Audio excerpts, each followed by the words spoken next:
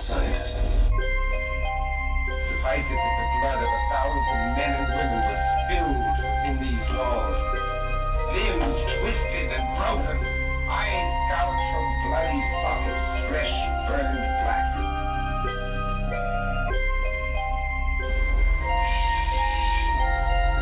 Please. You await the dead. In death, there are no accidents, no coincidences, no mishaps, and no escapes. What you have to realize is that we're all just a mouse that a cat has by the tail.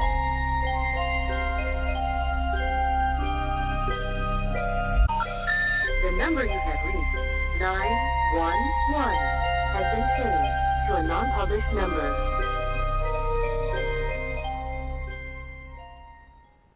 I hope everybody's excited. We're excited because we've got a great guest tonight, Mr. Mark Hazelwood, author of 2 books. Yep. Blindsided, Planet X, Earth Changes, and Delicate Earth. And Mark, are you there with us? Can you hear us? Yeah, I'm here, and thank you again for having me on. Oh, thank Absolutely. you for coming on. I just wish that. How's the quality of the mics now? Are we still muffled? There's a small type muffle, but don't worry about it. Okay, good. Well, It's not like before. How now we see that in Delicate Earth. I wanted to tell all of our listeners. This is really awesome. At the back of your new book, he thanks a lot of the people that have that he's talked to over the years. A lot of notable people, and that's why I was really shocked when I saw my name in the back of it, because there's a lot of really not only famous but really notable and really intelligent scientists, television and radio people. The Pope is even listed in here. Huh. Just a lot of really prominent people, and he did list me in the back, and so got to plug the show there. Thank you, Mark. I appreciate it. Well, anyone that helps get the word out is just as important as someone else has contributed to, uncovering this knowledge. That makes sense. Well, first of all, let me give all the listeners our toll-free, or not toll-free, I'm sorry, our line call number is 336-909-1073. If you got a question for Mark, we're going to have to click over to you because one of our hybrids isn't working with our equipment tonight. Yeah. So it'll be just like caller waiting. We'll put Mark on hold. We'll get your question. We'll say bye to you. Then we'll jump back over to him, and we'll ask him the question. He can answer it. But first of all, I know everybody's dying to hear. And I guess we're going to give them some background on this whole Planet X situation. Mm-hmm. The best way to do this is to let Mark explain it. I know it's part of a binary solar system. And go ahead and give them Take the it away. breakdown, Mark. Pardon me? Go ahead and give them the breakdown on the binary solar system, if you don't mind, for the people that are listening maybe for the first time that don't have an idea of any of the history of Planet X or anything like that. Okay, well, I guess to give an overall background of how solar systems are set up, it's it's kind of like God put a reset button on just about every solar system, and here's the way He did it. About 74% of solar systems are binary. That's 2 suns. Okay. About 24% have 3 suns. Now, we are average. Our solar system, in that we have 2 suns. Okay. Most people don't know that this is a binary system, but you can find this in obscure encyclopedia here and there. It is supposedly classified information, but you know how things slip out. Mm-hmm. Oh, yeah. But if you study the orbits of our planets carefully and factor in the fact that it's binary, everything fits.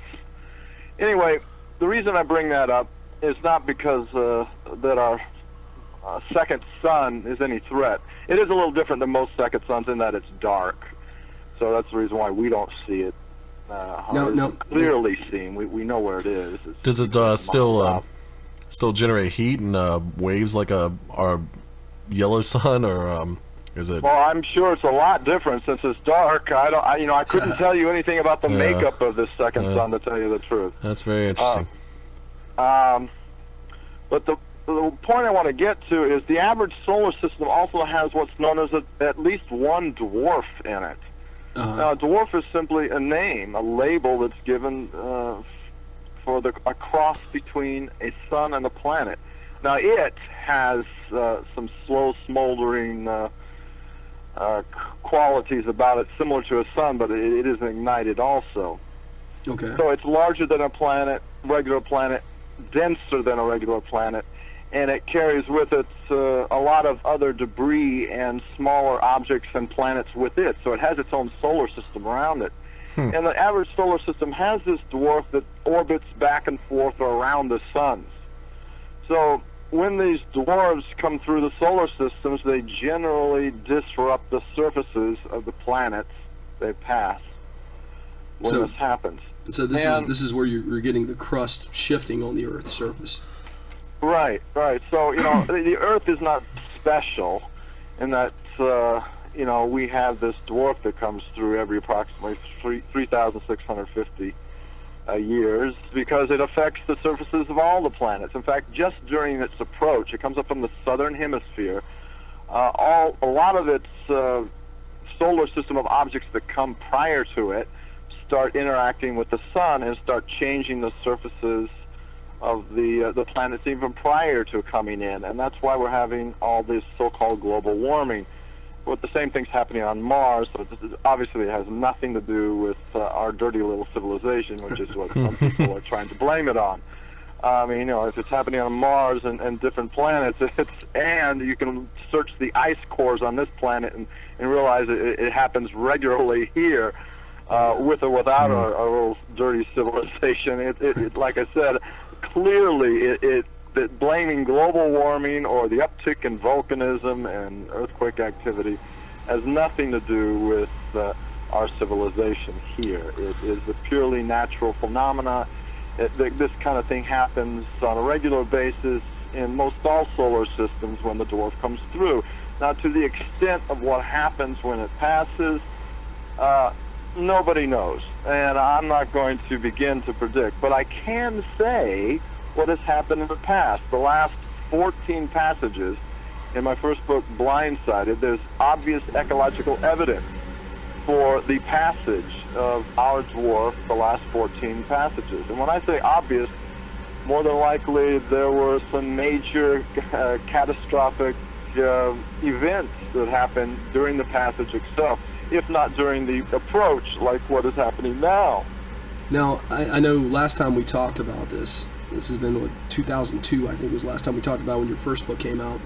Right. You had said that the sun, or not the sun, but this binary sun that's going to pass through, it's going to be like, 20 million miles away, but this is just to show you the impact of something even that far away in the bigger, reaches of outer space, something that far away that's going to come.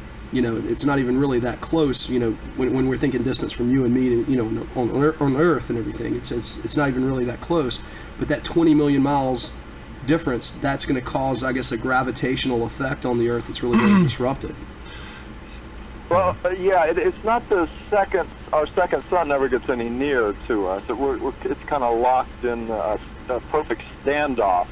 So the sun never gets near us. But the dwarf, when it comes through, even millions of miles away, even up to 20 million miles, the electrogravitational wave, when it passes, can latch on to the surface of the planet and cause the rotation to temporarily pause.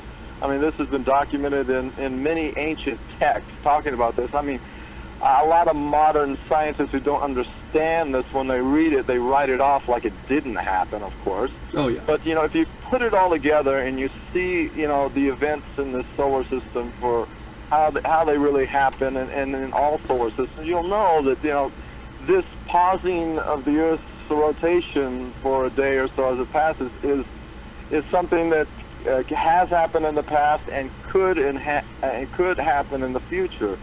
And could happen in the immediate future, within a few months to a few short years. I'm not going to say when. I went to that party once and fell for a piece of disinformation and never will again. Yeah, but I think we were saying 2003 last time. And well, when I first got a hold of this information, you see, I was totally green or unaware to the huge amount of disinformation in and around the subject. You know, the people that understand the nature of this thing and the fact that it's inbound and close.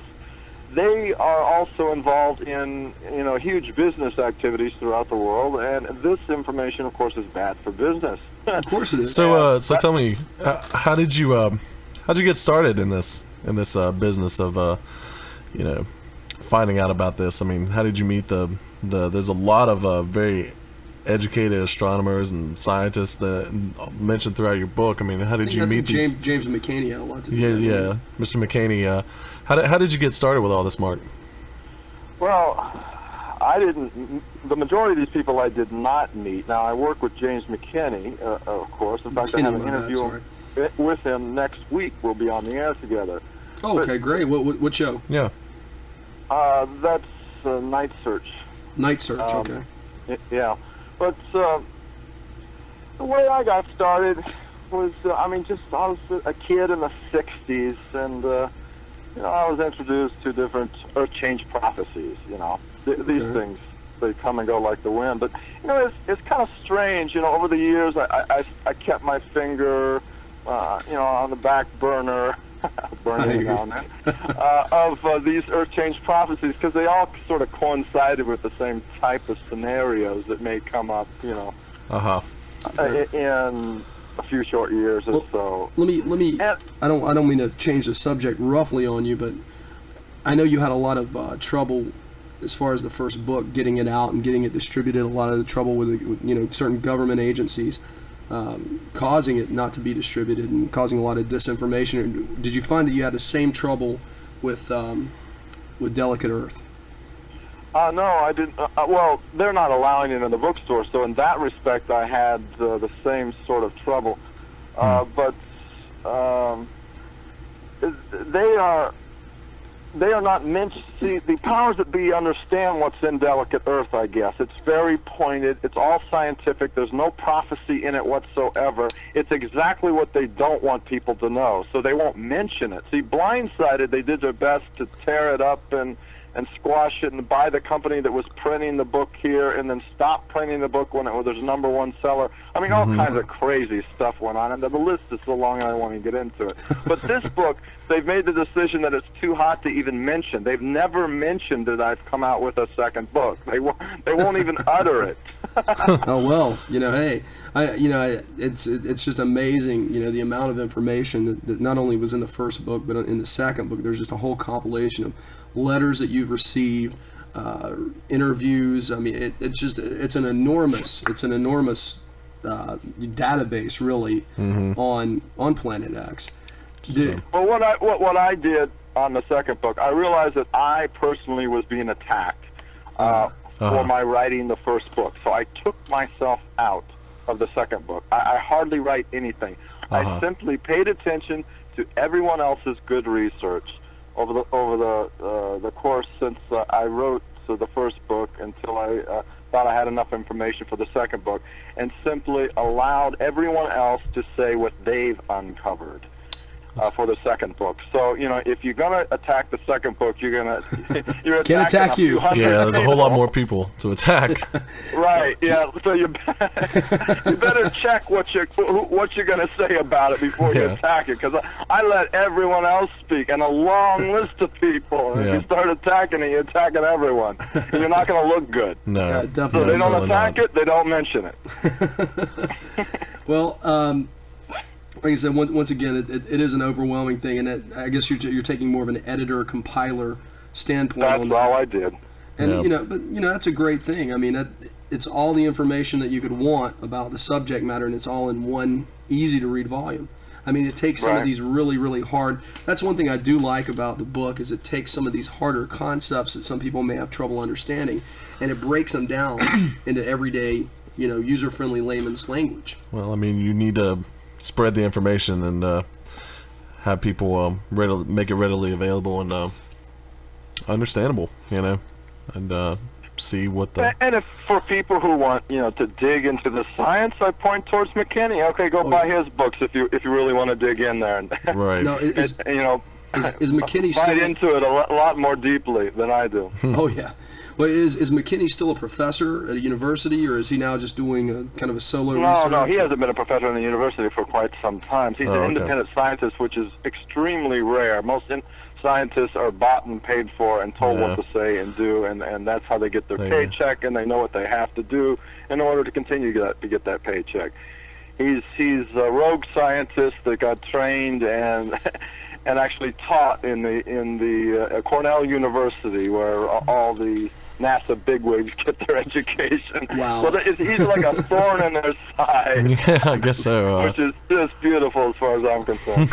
Let me pause real quick, Trent. Let me okay. give the call-in number. Anybody that wants to call in and ask Mark a question about Planet X, or the first book, the Earth Changes book, or anyone that wants to call in and talk about Delicate Earth, the number here is 336-909-1073.